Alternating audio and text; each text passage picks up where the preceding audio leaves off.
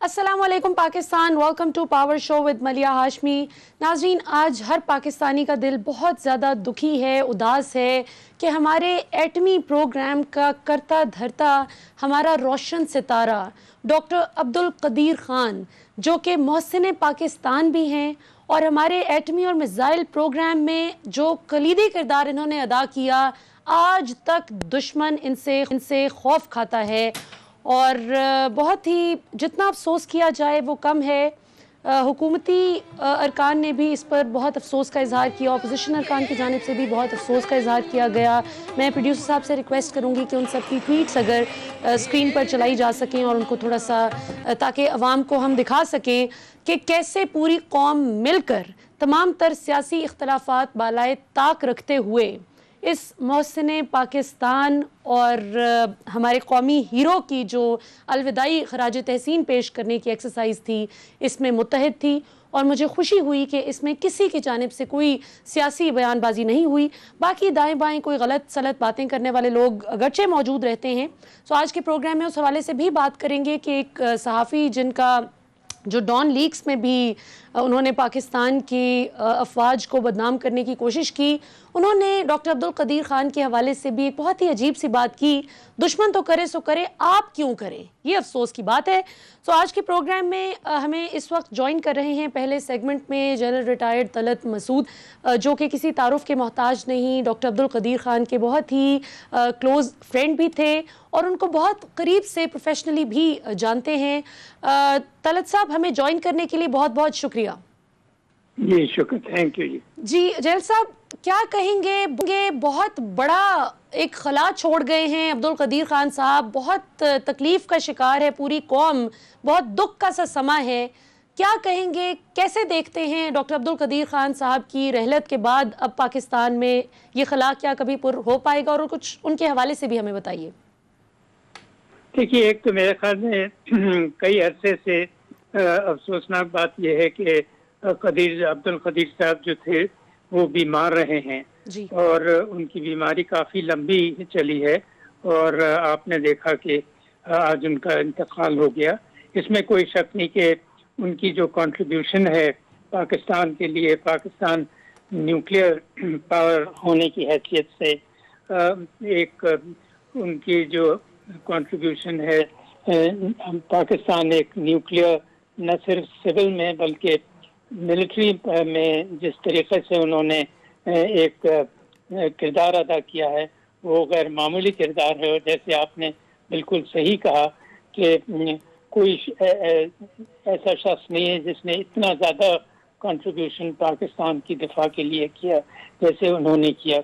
उनको एक तो सबसे बड़ी बात ये थी कि चूँकि उनको एक बहुत बड़ा तजुर्बा था, वो बड़े काबिल साइंटिस्ट भी थे और ऐसी जगह पर उन्होंने अपनी नौकरी की भी थी हॉलैंड में, जहां उनको ये टेक्नोलॉजी जो है बड़ी उस पर महारत हासिल हुई।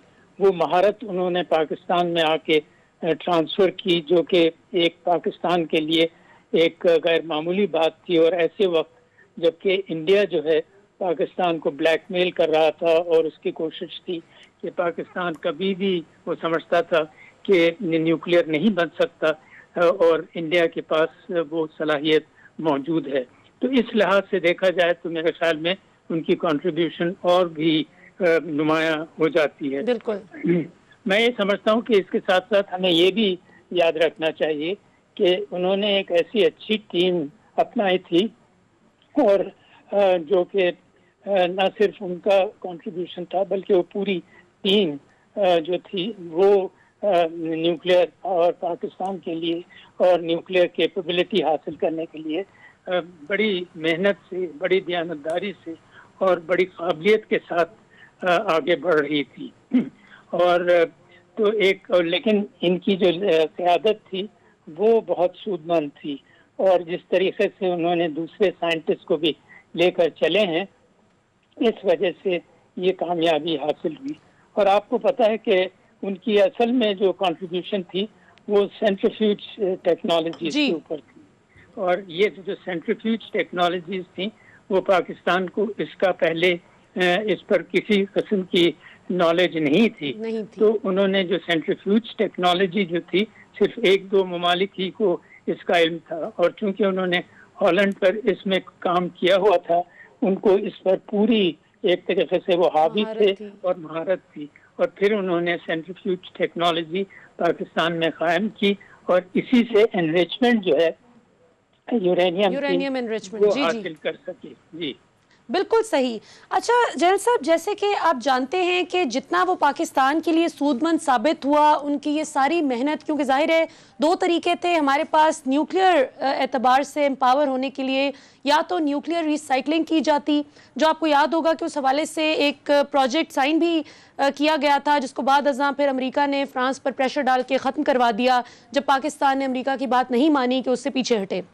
اس کے علاوہ جو دوسری آپشن جس کا آپ نے ذکر کیا، یورینیم انریچمنٹ، یہ ایک ایسی چیز تھی جو کہ بڑی مہارت سے ماشاءاللہ عبدالقدیر خان صاحب نے پاکستان کو ایٹمی طاقت بنانے کے لیے اس پہ بڑا زبردست کام کیا.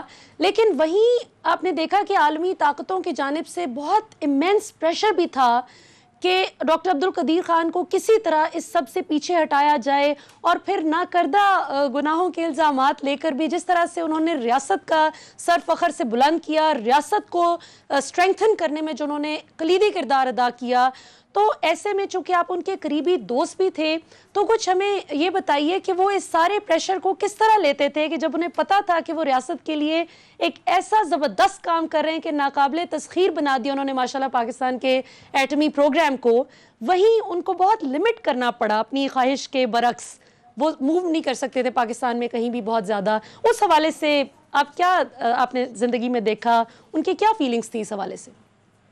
دیکھیے، میرا ان سے تعلق زیادہ تر آفیشیل لیول پر تھا، اور میں نے ان کو آفیشیل لیول پر بہت کلوزلی دیکھا، اور میں آپ کو بتاؤں کہ اس میں کوئی شک نہیں کہ ان کے اوپر دباؤ تھا، لیکن وہ بالکل نڈر تھے، بالکل اس سے گھبراتے نہیں تھے، ان کو پتا تھا. لیکن یہ بھی میں آپ کو کہتا چلوں کہ حکومت پاکستان اور خاص طور سے ہماری فوج اور ہماری انٹیلیجنس ایجنسیز نے ان کو بہترین کور دیا ہوا تھا. ان کو کسی صورت میں یعنی یہ کوئی نقصان نہیں پہنچا سکتا تھا. اگر دیکھیے انڈیا اور امریکہ اور دوسرے ممالک جو تھے وہ ظاہر ہے ان کے پیچھے پڑے ہوئے تھے. ان کا یہ خیال تھا کہ اس شخص کو اگر ہم نقصان پہنچا دیں تو پھر پاکستان کی جو نیوکلیئر کیپیبلٹی ہے یا جو اس وقت صلاحیت ڈیولپ ہو رہی ہے وہ اس کو سخت نقصان ہوگا. بالکل. اس وجہ سے پاکستان نے ان کو بہت پروٹیکٹ کیا تھا. تو میں تو اس کا میں نے تو دیکھا ہے ان کو کہ کس طریقے سے وہ پروٹیکٹڈ تھے، لیکن اس کے ساتھ ساتھ وہ نڈر تھے، ان کو کسی قسم کی گھبراہٹ نہیں تھی، اور وہ اپنا کام کرتے رہے.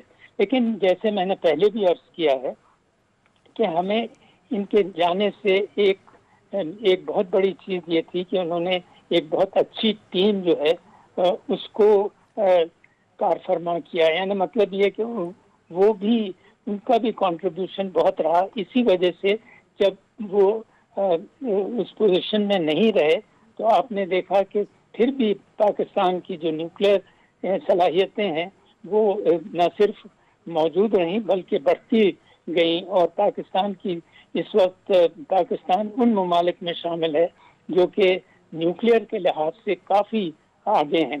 دیکھیے، ایک سب سے بڑی جو چیز لوگ نہیں سمجھتے ہیں وہ یہ ہے کہ پاکستان انڈسٹریل ڈیولپمنٹ کے لحاظ سے، ٹیکنالوجی کے لحاظ سے اور دوسرے چیزوں میں انفراسٹرکچر کے لحاظ سے کافی کمزور ہے. لیکن نیوکلیئر کے معاملے میں پاکستان کا انفراسٹرکچر، پاکستان کی ٹیکنیکل نو ہاؤ، پاکستان کی ہر لحاظ سے دوسرے ممالک سے بہت سبقت لے گیا ہے. اس لیے کہ اس نے انویسٹ بہت کیا ہے، انسانوں میں، سائنٹسٹ میں انویسٹ کیا ہے، انجینئرز میں انویسٹ کیا ہے، انفراسٹرکچر میں انویسٹ کیا ہے، اور اس میں جو لیڈرشپ ہے اس کا بھی ایک بہت بڑا کردار ہے. بالکل صحیح. جنرل صاحب، آپ نے ہمیں جوائن کیا، ہمیں جوائن کرنے کے لیے بہت بہت شکریہ. ناظرین، آپ نے گفتگو آج زبردست طریقے سے سرکاری اعزاز سے سپرد خاک کیا گیا ڈاکٹر عبدالقدیر خان صاحب کو، پاکستانی پرچم سرنگوں تھا. یہ کسی کسی کے نصیب میں ہوتا ہے اتنے زبردست پروٹوکول کے ساتھ دنیا سے جانا، اور یقیناً جو انہوں نے زندگی بھر میں خدمات کی پاکستان کو اسٹرینگتھن کرنے کے لیے، پاکستان کے دفاعی نظام کو مضبوط کرنے کے لیے، ایٹمی اور ہمارے جو میزائل پروگرام میں جو کردار ہے ڈاکٹر عبدالقدیر خان صاحب کا، وہ انشاءاللہ پاکستان تو رہتی دنیا تک قائم رہے گا ہی انشاءاللہ، اور ڈاکٹر عبدالقدیر خان صاحب کا بھی نام پاکستان کی کتابوں میں سنہرے حروف سے لکھا جائے گا. ہسٹری کی بکس سلوٹ کریں گی ڈاکٹر عبدالقدیر خان صاحب کی زبردست خدمات کو، کہ اس شخص نے کسی قسم کے بھی پریشر میں بخل نہیں کیا اور پاکستان کے لیے خدمات اپنی نڈر انداز میں سر انجام دیتے رہے. اور ایک میں بات کہتی چلوں جو میں نے پروگرام کے ابتدائیہ میں بھی آپ کو بتایا، کہ کچھ لوگ اس طرح کے موقع پر کہ جب سب لوگ ان کو خراج تحسین پیش کر رہے ہیں تو کچھ نیگیٹیوٹی پھیلانے کی کوشش کر رہے تھے. جو دشمن بات کرتا تھا کہ جی وہ تو پاکستان سے لائل نہیں تھے، اگر ڈاکٹر عبدالقدیر خان صاحب لائل نہیں تھے تو پھر کون لائل ہوگا؟ وہ تو لائلٹی کا ایک ایسی سمبل تھے کہ جنہوں نے ثابت کیا کہ کیسے پاکستان کو اپنے پریکٹیکل نالج سے سرو کریں. اور آج ماشاءاللہ پاکستان آج تک ان ممالک میں، ان بہت چند ایک ممالک میں پاکستان کا شمار ہوتا ہے جن کے پاس ایسی ایکسیپشنل نیوکلیئر کیپیبلٹی موجود ہے. اور آخر میں بھی جو ہمیں یاد ہے کہ ان کی تنخواہ میں بھی حکومت نے اضافہ کیا، سو ان کے پاس تو اتنے وسائل ہی نہ تھے کہ وہ بہت عیش سے زندگی گزار سکتے. تو جو لوگ اپنی سوئل سے وفا نہیں کرتے ان کے پھر ٹھاٹ باٹ دیکھنے والے ہوتے ہیں، ان کو تو چھینک بھی آ جائے تو لندن کے ہسپتالوں میں جا کر علاج کرواتے ہیں. باقی آپ لوگ خود سمجھدار ہیں. یہاں پر وقت ہوئے ناظرین ایک شارٹ کمرشل بریک کا. بریک کے بعد واپس آئیں گے تو اگلے سیگمنٹ میں بھی تھوڑا سا اپنے نئے پینلسٹ سے ڈاکٹر عبدالقدیر خان صاحب کے حوالے سے بھی بات کریں گے، اور تھوڑا سا نیب آرڈیننس کے حوالے سے بھی ایک ممتاز ماہر قانون سے سمجھنے کی کوشش کریں گے کہ یہ جو حکومت اور اپوزیشن کی اب آپس میں یہ تو میں شروع ہو گئی اس حوالے سے، اس میں who is making more sense. See you after a short break. Welcome back ناظرین. بات ہو رہی ہے محسن پاکستان جناب ڈاکٹر عبدالقدیر خان صاحب کی، جن کو آج سرکاری اعزاز سے تو نوازا گیا اور جس پروٹوکول کے ساتھ ان کو سپرد خاک کیا گیا. میں پلاننگ کے وزیر جناب اسد عمر صاحب کی ٹویٹ پڑھ رہی تھی جس میں انہوں نے بتایا کہ کیسے تیز موسلا دھار بارش کے باوجود جس طریقے سے ماشاءاللہ لوگ جوک در جوک بڑی کثیر تعداد میں عبدالقدیر خان صاحب کے جنازے میں شرکت کر کے ان کو رسپیکٹ پے کرنے کے لیے آئے، تو یہ ظاہر ہے کہ کسی کا نصیب ہے. ہمارے ساتھ اسٹوڈیوز میں موجود ہیں جناب راجہ عامر عباس صاحب، پاکستان کے ممتاز ماہر قانون اور سیاسی تجزیہ نگار ہیں، اور ہمیں فون لائن پہ یا غالباً اسکائپ پہ جوائن کر رہے ہیں بریگیڈیئر ریٹائرڈ حارث نواز صاحب. اسکائپ پہ جی ہمیں جوائن کر رہے ہیں. میرے دونوں مہمانوں کا بہت بہت شکریہ. کیا سمجھتے ہیں راجہ عامر عباس صاحب کہ کیا یہ خلا پر ہو پائے گا، اور کیا پاکستان کے جو ایجوکیشنل انسٹیٹیوشنز ہیں کیا وہ مزید ڈاکٹر عبدالقدیر خان جیسے ہیرے پیدا کر رہے ہیں؟ دیکھیے، ہم کو اگر قائد اعظم کے بعد کسی کا احسان مند ہونا چاہیے نا، وہ ڈاکٹر عبدالقدیر خان ہیں. اس میں کوئی دوسری بات نہیں ہونی چاہیے، اور یہی وہ چیز ہے جو ہماری آنے والی نسلوں کو بھی ہم نے بتانا ہے کہ پاکستان وجود میں آتا ہے قائد اعظم محمد علی جناح کے ساتھ، اور اس وجود کو برقرار رکھنے کے لیے اگر کوئی شخصیت جس نے سب سے بڑا کردار ادا کیا، جس نے اس ملک کو ناقابل تسخیر بنایا، وہ ڈاکٹر عبدالقدیر خان ہیں. اور مجھے بڑی حیرت ہوتی ہے اور دکھ کا احساس ہوتا ہے کہ جب میں کچھ ایسے پاکستانیوں کا پڑھتا ہوں کہ جو نام بھی شاید پاکستانی نہ ہو اور وہ اس قسم کی ٹویٹ کرتے ہیں اس شخصیت کے بارے میں، تو ہم کو چاہیے کہ ہم بات تو کرتے ہیں کہ جی وہ سائبر لاز، وہ سائبر کرائم، وہ سوشل میڈیا، وہ میڈیا کو دیکھنا ہے ہم نے کیسے کنٹرول کرنا ہے. آپ نے سب سے پہلے یہ دیکھنا ہے کہ اس قسم کی جو چیزیں آ رہی ہیں جو کہ یہ ہمارے سٹیٹ کے ایسٹس ہیں، جو سٹیٹ کے ایسٹس کے خلاف باتیں کرتے ہیں تو ان کے خلاف تدبیری کارروائی ہونی چاہیے. نہ صرف یہ کہ جناب بارش میں ان کے جنازے میں اتنے لوگ تھے. آپ یہ دیکھیں کہ ان کا جو کام تھا اور ان کی جو لگن تھی اور ان کا جو اس ملک سے پیار تھا، اس کو اگر کوئی نقصان پہنچا رہا ہے تو اس سے ہمارے ملک کو نقصان پہنچ رہا ہے. تو اب ہم سمجھتے ہیں کہ ڈاکٹر عبدالقدیر خان نے جو اس ملک کو تحفہ، یہ جو اس ملک کو ٹیکنالوجی، یہ جو اس ملک کو دیا، اس سے ہم نے آگے بڑھنا ہے. آگے بڑھنے کے لیے ہم نے کیا کرنا ہے؟ ہم نے اس مشن اور وہ جذبہ، اصل چیز ہے ملیحہ وہ جذبہ کا فقدان اگر ہوتا جا رہا ہے ہمارے ملک میں، تو وہ فقدان کس وجہ سے ہوتا جا رہا ہے؟ وہ ہماری اس چور اور جو لوٹنے والی لیڈرشپ کی وجہ سے ہو رہا ہے۔ تو اب ایک ایسی لیڈرشپ موجود ہے، تو اس لیڈرشپ کا کام ہے، آلدو وہ توجہ دے رہے ہیں کہ لوگوں میں، ہمارے آنے والی نسلوں میں یہ جذبہ پاکستان کا، پاکستانیت کا، اس ملک کو ناقابل تسخیر بنانے کا ابھاریں، نہ کہ اس ملک کو لٹو تے پھٹو والا کام چلائیں۔ تو it's a very very sad day for all of us. Indeed, بہت درست بات کی آپ نے راجہ عامر عباس صاحب۔ ویڑے صاحب، آپ کی طرف میں آنا چاہوں گی، یہ بتائیے کہ آپ نے بھی آج ایک صحافی کی ٹویٹ پڑھی ہوگی جس میں انہوں نے بہت ہی بھونڈے طریقے سے بالکل وہی الزام، گھٹیا بے بنیاد الزام جو پاکستان کے بدترین مخالفین لگاتے رہے عبدالقدیر خان صاحب پر، اور آج تک کچھ بھی ثابت نہ ہو سکا، اور ان کا آپ لائف سٹائل دیکھیں تو بہت ہی عام پاکستانی کی طرح وہ گزر بسر کرتے رہے، حالانکہ وہ جتنے ٹیلنٹڈ تھے، اگر وہ راز بیچنا تو دور کی بات ہے، ویسے ہی اپنی خدمات کسی دوسرے ملک کو دیتے تو آج کم از کم بھی لنڈن میں 25% پراپرٹیز ان کی ہو سکتی تھی بہت آسانی سے۔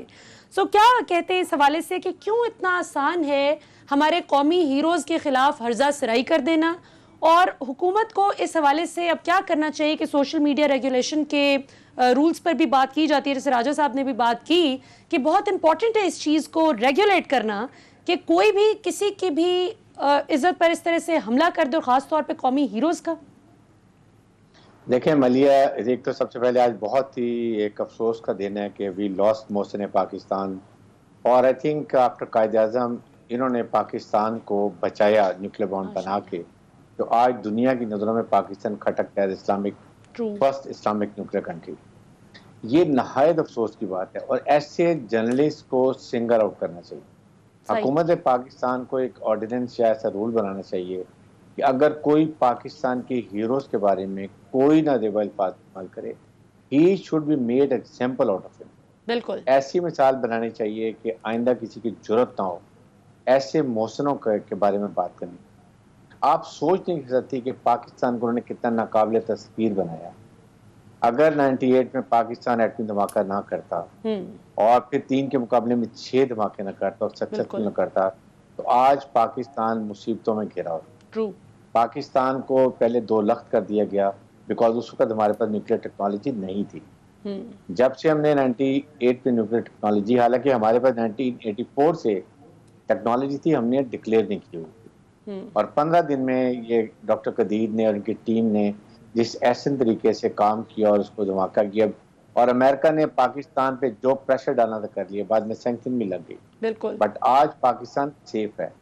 وی have a nuclear weapons, we have a nuclear delivery means in the shape of آپ کے میزائلز۔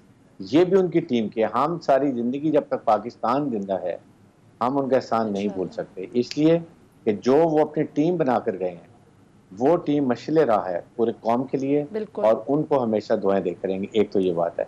نمبر 2، اس کے اوپر کوئی کمپرومائز نہیں کرنا چاہیے۔ دنیا اس لیے ان کے خلاف تھی کہ انہوں نے پاکستان کا نیوکلیر ٹیکنالوجی کی۔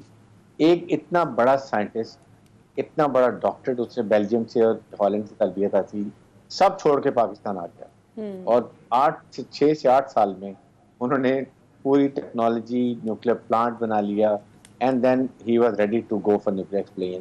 تو آئی تھنک یہ تو ان کی سروسز ہیں، اور آج کے دن مجھے بڑی خوشی ہے، خدا کا شکر ہے، میں نے صبح یہی کہا تھا کہ ان کو اسٹیٹ فنرل دینی چاہیے، قومی پرچم سرنگو ہونا چاہیے، اور جس طریقے سے پاکستانیوں نے محبت کا اظہار کیا، جس میں تمام مسلح افواج کے سربراہان، پھر تمام فیڈرل منسٹرز، عوام جس محبت سے گئے بارش کے اندر، I think it was very heartwarming, اور مجھے بڑی خوشی ہوئی کہ جو وہ ڈیزرو کرتے تھے ان کو آخری آرام گاہ تلے جانے میں پاکستانی قوم نے مدد کی۔ یہ اس کے اوپر کوئی کمپرومائز نہیں ہے، یہ ضرور آرڈر ہونے چاہیے ایسے اشخاص کے بارے میں اگر کوئی نظابہ استعمال کرے، وہ بھی پاکستانی، بالکل اس کو تو ایسا نشان بنانا چاہیے کہ یاد کرے۔ بالکل صحیح، بالکل درست بات ہے۔ اب تھوڑی سی سیاست پہ بات کرتے ہیں، کیونکہ اپوزیشن اب سنجیدہ ہوتی ہوئی دکھائی دے رہی ہے ہمیں۔ ہم دیکھتے ہیں کہ شہباز شریف صاحب دوبارہ سے فرنٹ سیٹ پر آ گئے ہیں، اور فضل الرحمان صاحب کے ساتھ مل کر انہوں نے جس طرح سے اب ایک نیا پلان ترتیب دیا ہے کہ اب ہم بڑے بڑے جلسے کریں گے، اور اب پبلک ریلیز ہوں گی، اب ہم تھوڑا سا will reach out to public. تو آپ کیا دیکھتے ہیں راجہ عامر عباس صاحب کہ یہ کس حد تک افیکٹو ہوگا؟ اور چونکہ فضل الرحمان صاحب اس حد تک تو رضامند ہو گئے ہیں کہ پیپلز پارٹی کے ساتھ شہباز شریف صاحب کے مشورے کے مطابق پارلیمنٹ میں تو چلا جا سکتا ہے، لیکن ان کی وہی ایک شرط ہے کہ پیپلز پارٹی اپنا ماضی میں جو انہوں نے پی ڈی ایم کو کمزور کیا ہے بقول ان کے، اس پر وہ معافی مانگیں اور کورس کریکشن کر کے پھر ہمارے ساتھ ہیں. تو آپ کو لگتا ہے کہ پیپلز پارٹی ان کا ساتھ دے گی؟ اور پیپلز پارٹی کے بغیر کیا اتنے طاقتور ہوں گے کہ عمران خان کو ٹف ٹائم دے سکیں؟ ملیہ، اب آپ نے بات کی کہ فضل الرحمان شہباز شریف پبلک میں جانا چاہ رہے ہیں، پبلک کو باہر لانا چاہ رہے ہیں، لیکن پبلک کو لانے کے لیے میں حیران ہوں کہ آپس میں یہ ڈرائنگ روم میں بیٹھ کے تو میٹنگ کرتے ہیں، پبلک کو کوئی نیریٹو دے رہے ہیں کہ جناب ہم کس پرپس کے لیے باہر آ رہے ہیں؟ کیا ہم اپنے کیسز ختم کرانے آ رہے ہیں؟ کیا ہم الیکشن کی وہ ای وی ایم کے لیے باہر آ رہے ہیں؟ کیا ہم اس لیے آ رہے ہیں کہ مولانا کو سیٹ نہیں ملی؟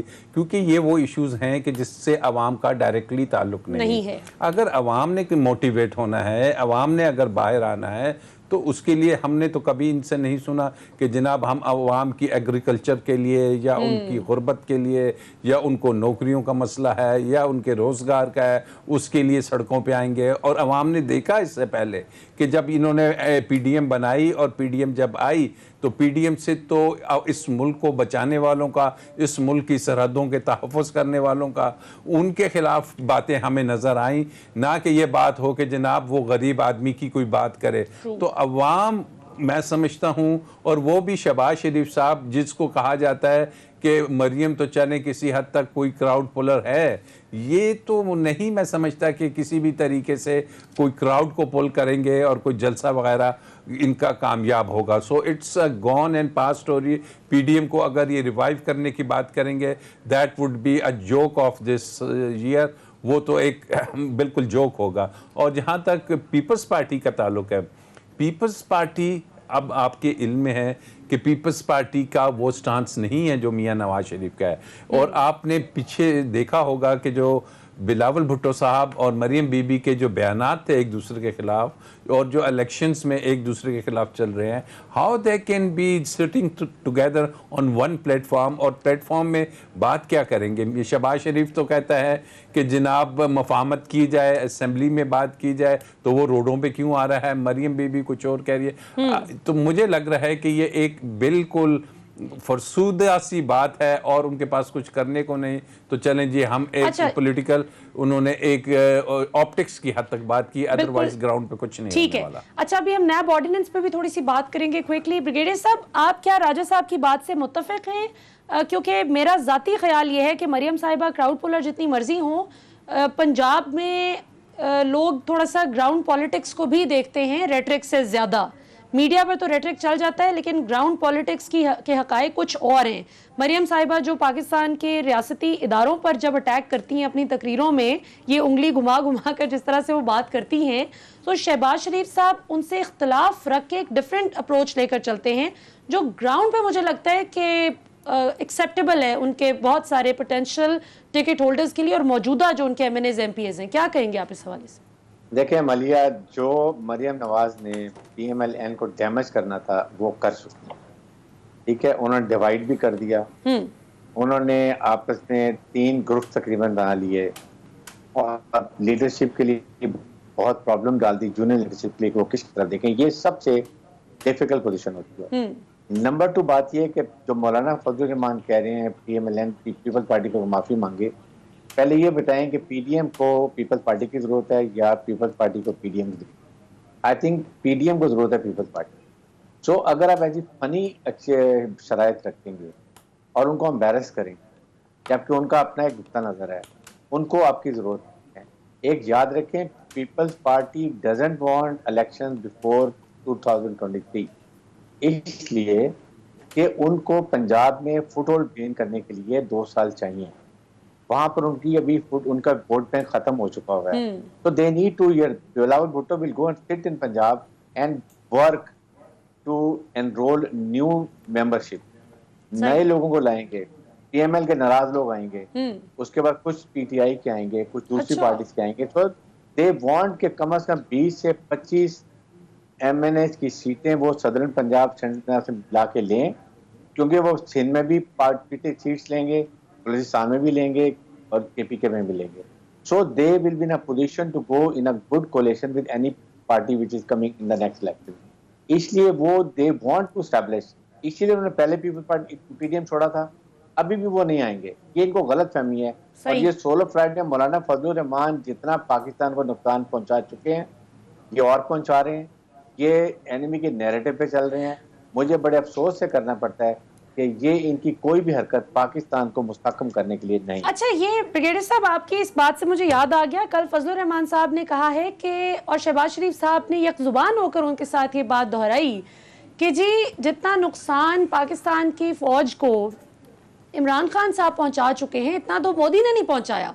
सो ये आपको नहीं लगता कि ये उल्टा चोर कोतवाल को डांटे वाला हिसाब है कि खुद सबसे ज्यादा इन लोगों ने फौज के खिलाफ हर्जा सराई की है अब तक इनके अपने पॉलिटिकल करियर में, जब जब इन्हें फायदा नहीं नजर आया? देखिए मलिया, बात यह है कि एनिमी के नैरेटिव क्या है. दे हैव रियलाइज्ड कि पाकिस्तान की मुसल्लह फौज और अवाम में एक बहुत क्लोज एतमाद है. दे आर मैश्ड टुगेदर, जिसकी वजह से पाकिस्तान ने और अवाम ने मिल के मुल्क से दहशतगर्दी खत्म की.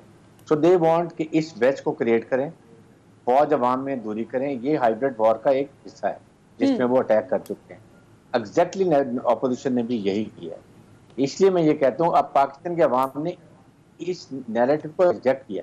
इनके जलसों में लोगों ने जाना शुरू कर दिया. पंजाब की फौज है, सारे मुहब्बे वतन पाकिस्तानी फौज से मोहब्बत करते हैं. फौज है तो पाकिस्तान बचा हुआ है, फौज है तो अमेरिकन इंडियन डरते हैं. 27 फरवरी को आपने देख लिया 2019 में. सो ये हरकतें छोड़ दें. फौज कमजोर थी तो इराक भी चला गया, लीबिया भी चला गया, सीरिया भी चला गया, वियतनाम में देख लें, जहां जहां देख लें, बिल्कुल फौज ने पाकिस्तान को बताया. बिल्कुल सही. लास्ट 30 सेकंड इस सेगमेंट के, क्योंकि अगले सेगमेंट में हम एक और बात करेंगे. राजेश साहब, आपको लगता है कि नैब ऑर्डिनेंस जो है, ये जो PTI की हुकूमत सजेस्ट कर रही है, ये क्या वही बातें हैं जो अपोजिशन भी डिमांड कर रही थी पहले, या ये कुछ डिफरेंट है? एक बात तो डिफरेंट है कि जो मौजूदा हुकूमत है वो जस्टिस जावेद इकबाल को ज़रूर कंटिन्यू कराना चाहती है. उसके लिए उन्होंने कानून में भी चेंजेस कर दी कि जनाब 4 साल की मुद्दत मज़ीद दे दी जाए, और इन्होंने बड़ा अच्छा परफॉर्म किया है. और ये अलहदा है. बाकी जो शिकें हैं वो तकरीबन वही हैं कि जो अपोजिशन लेके आई थी. और यकीन कीजिए कि ये जो ऑप्टिक्स कर रही है अपोजिशन खुश है कि ये तमाम शिकें रहें. और मैं देखूंगा कि जब वो सुप्रीम कोर्ट में चैलेंज करते हैं तो वो गालबन नहीं, वो इसको चैलेंज ही नहीं करेंगे. वो वाहिद शिक जो मुझे नज़र आ रही है वो चेयरमैन की रीअपॉइंटमेंट और एक्सटेंशन की बात है. बाकी दे ऑल आर हैप्पी. और तमाम, मुझे बड़ा अफसोस होता है कि ये जो माफिया था या ये जो करप्शन और लूट मार और प्लंडरिंग करने वाले थे, ये कामयाब हो रहे हैं. तो इनको कहती थी कि आप NRO मांग रहे हैं, तो अब खुद को खुद ही दे रहे हैं. फिर ये शाहिद खाकान अब्बासी साहब ने तो इल्जाम लगा दिया. देखिए अभी तो ये एक, इसको हम टेम्परेरी लेजिस्लेशन कहेंगे. Ordinance is always a temporary legislation. लेकिन अगर इसको वो बिल की सूरत में इन तमाम शिकों को पास कर देते हैं एज इट इज, तो फिर नैब का जो वजूद है वो करप्शन को खत्म करने के लिए नहीं होगा, गालिबन वो किसी और पर्पस के लिए करप्शन को प्रोटेक्ट करने के लिए शायद हो जाए, क्योंकि कुछ एक्सपर्ट्स का ये कहना है. बहरहाल जी, देखते हैं कि अब कानून साजी किस हिसाब से होती है. यहाँ पर नाज़रीन वक्त तो एक शॉर्ट कमर्शियल ब्रेक का. ब्रेक के बाद वापस आएंगे तो ज़रा जो टिकटॉकर खातून थी आयशा अकरम बेग, जिनके साथ मीनार पाकिस्तान पर यौम आज़ादी पर जो बदसलूकी हुई, उस हवाले से नई डेवलपमेंट हुई है, उस पर बात करेंगे कि हमारे लिए बतौर मुआशरा और बतौर मुल्क सीखने के लिए क्या है. After the break.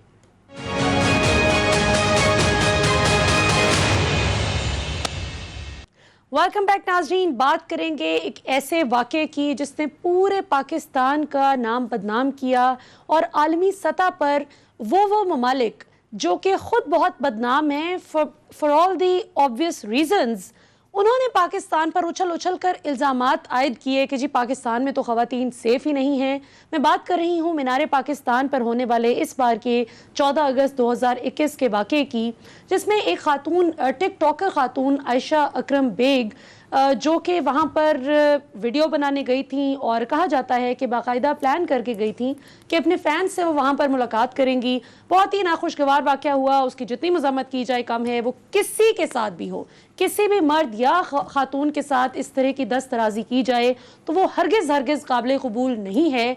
लेकिन अफसोस की बात यह है कि अभी उस वाक़े की तफ्तीश हुई नहीं थी और मुकम्मल हक़ाइक़ सामने आए नहीं थे, तो हमने देखा कि हमारे दुश्मनों से ज़्यादा हमारे मुल्क के अंदर बैठे हुए कई लोगों ने مرد کی جو ایک جینڈر ہے کہ پاکستان میں تمام مرد برے ہوتے ہیں, پاکستان میں تمام مرد ہی ایسے ہیں جن کو خواتین کی عزت اور عصمت کا کوئی خیال ہی نہیں, یہ عجیب و غریب قسم کا ایک نیریٹو بن گیا. سو ابھی جو اس میں لیٹسٹ ڈیولپمنٹ ہوئی ہے اس پورے واقعے کی تفتیش میں, وہ ہم نے دیکھا کہ FIA کے DIG کو جو بیان ریکارڈ کروایا ان خاتون عائشہ اکرم بیگ نے, جو کہ ٹک ٹاکر وہاں موجود تھی خاتون, انہوں نے کہا کہ یہ جو میرے ساتھ سارا واقعہ ہوا یہ تو پلانٹڈ شو تھا. جی ہاں, آپ نے صحیح سنا, عائشہ اکرم بیگ نے اپنے بیان میں بتایا DIG صاحب کو کہ یہ تو پلانٹڈ شو تھا اور میرا ساتھی ریمبو اس میں اس کا بڑا کلیدی کردار تھا, اور اس کے ساتھ اس کے جو دیگر ساتھی ہیں, کو بادشاہ نامی شخص کا بھی وہ نام لیتی ہیں, کہ ان سب نے مل کر مجھے آلریڈی بلیک میل کر کر کے تقریباً 10 لاکھ روپے اب تک ہتھیا لیے ہیں. جبکہ ریمبو جو ان کے ساتھ ان کا ساتھی موجود تھا, اس کا کہنا ہے کہ جی یہ خاتون ہمیں بلیک میل کرتی رہیں اور فی ملزم وہ 5-5 لاکھ کے ڈراوے دیتی رہیں اور دھمکاتی رہیں.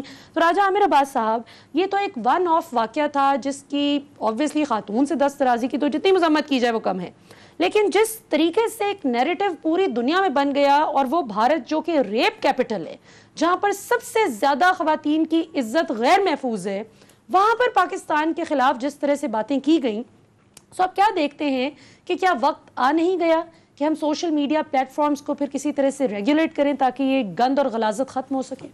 دیکھیے, اس انڈیویجول جو یہ کیس ہوا اس سے ہٹ کے ہم دیکھیں کہ اگر ہم نے اس سوشل میڈیا کے دور میں آگے بڑھنا ہے اور ہم نے یہ دیکھنا ہے کہ جناب یہ جو سوشل میڈیا ہے کیا ہم اس کو کنٹرول کر سکتے ہیں, اور یا کہ اس کو ہم نے مادر پدر آزاد چھوڑ دینا ہے. کیا ہمارا جو عمران خان کی ایک اچھی بات نظر آ رہی ہے کہ وہ اپنے خاندانی سسٹم, اپنے جو ہمارا اپنا ایک کلچر ہے اس کو پرائورٹی دیتا ہے اور بتاتا ہے کہ فحاشی اس ملک کا ایک مسئلہ بن چکا ہے, اور یہ اس کی امپورٹ کہاں سے ہوتی ہے؟ اس کی امپورٹ ہوتی ہے ان لبرل سے کہ جو کہ مغرب سے بڑے زیادہ متاثر ہیں, حالانکہ ان لبرلز نے اس مغرب کی سوسائٹی کو غالباً پڑھا نہیں. ہم نے بڑی زندگی اپنی گزاری ہے مغرب میں, اور ہم نے دیکھا ہے کہ وہاں پہ جو تنہائی ہوتی ہے, وہاں پہ جو اکیلا پن ہوتا ہے, اور وہاں پہ جو ان کا نظام ہے جس میں وہ ایک وقت میں 18 گولیاں کھا رہے ہوتے ہیں, تو مغرب کو یہ آپ ان لبرلز کو دیکھیں گے یہ بھی اسی لائن پہ بڑا اچھا سمجھتی ہیں کہ جی آج 4 گولیاں کھا کے 5 گولیاں کھا کے میں سو گئے, اور ہمارے لوگ سکون سے سوتے ہیں. تو اس چیز کو روکنے کے لیے اس قسم کا جو ہمارے ہاں امپورٹ کیا جا رہا ہے کلچر, تو اٹس مسٹ کہ ہم اپنی وہ جو خاندانی روایت ہیں, وہ جو کلچرل روایت ہیں, اس کو برقرار رکھیں. اور یہ جو سوشل میڈیا ہے, اور سب سے بڑی بات ہے کہ اگر ہم کہتے ہیں اسلامک ریپبلک آف پاکستان, تو جو ہمارا مذہب یا جو ہمارا دین یا جو ہمارا قرآن ہمیں ٹیچنگز دیتا ہے, اس میں پھر آپ اس کو 180 ڈگری یہ جو لبرلز بات کرتے ہیں اس کے مخالف ہیں. تو آپ اگر پردے کی بات ہے, آپ وہاں پہ اگر حیا کی, شرم و حیا کی بات ہے, تو اس کو آپ نگلیکٹ نہیں کر سکتے. ہم کہتے ہیں کہ جناب یہ ہمارا حق ہے, وہ ہمارا فرض ہے, اور آپ اگر فرض کو چھوڑ دیں گے تو پھر آپ جو اپنا معاشرہ ہے اس کو یقینی طور پہ ایک تباہی کی طرف لے کے جائیں گے, اور اس کو کنٹرول کرنا حکومت وقت کا فرض ہے. بالکل درست. بریگیڈیئر صاحب, آپ کی اس حوالے سے کیا رائے ہے کہ حکومت اس میں کیا کردار ادا کر سکتی ہے, اور ہم بحیثیت معاشرہ کیا کردار ادا کر سکتے ہیں کہ اس طرح کی جو گھٹیا پریکٹسز ہیں ان کو روکا جائے؟ یہ تو ایک واقعہ سامنے آ گیا, نہ جانے کتنی خواتین اس طرح سے بلیک میل بھی ہوتی ہوں گی. کیا ایک غیر معیاری قسم کے کانٹینٹ کی اب ریس لگ گئی ہے کہ کون کتنی اخلاق سے گری ہوئی حرکت کرے گا؟ دیکھیں ملیہ, بات یہ ہے کہ پہلے تو حکومت پاکستان کو ضرور یہ ڈیٹیل انویسٹیگیشن کرنی چاہیے کہ اس میں کس کا ایجنڈا ہے. کیا یہ کسی فورن ایلیمنٹ کے ہاتھ میں تو نہیں کھیل رہے تھے؟ ہائیبریڈ وار کا ون آف دا سیگمنٹ جس میں یہ کیا جاتا ہے. اس میں کیا ہوا؟ پاکستان بدنام ہوا, پاکستان کے عوام بدنام ہوئے, پاکستان کے مردوں کی فرسٹریشن بدنام کی گئی. یہ چیزیں بڑی سیریس لے لینی چاہیے.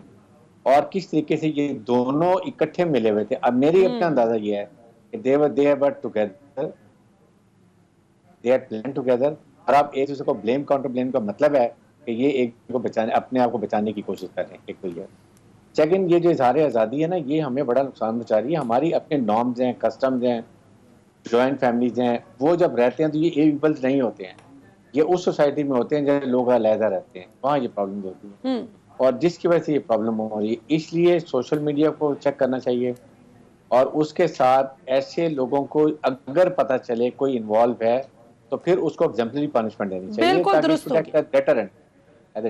بالکل ٹھیک ہے صاحب, ہمیں جوائن کرنے کے لیے بہت بہت شکریہ. راجہ عامر عباس صاحب, ہمیں جوائن کرنے کے لیے بہت بہت شکریہ. ناظرین, ان کو ویسے لبرل نہیں سوڈو لبرلز کہا کریں, کیونکہ لبرل تو وہ ہوتا ہے جو فکری آزادی میں بلیو کرتا ہو اور اس کے بیہیویئر میں وہ چیز پھر مینیفیسٹ ہونی چاہیے. یہ تو کوئی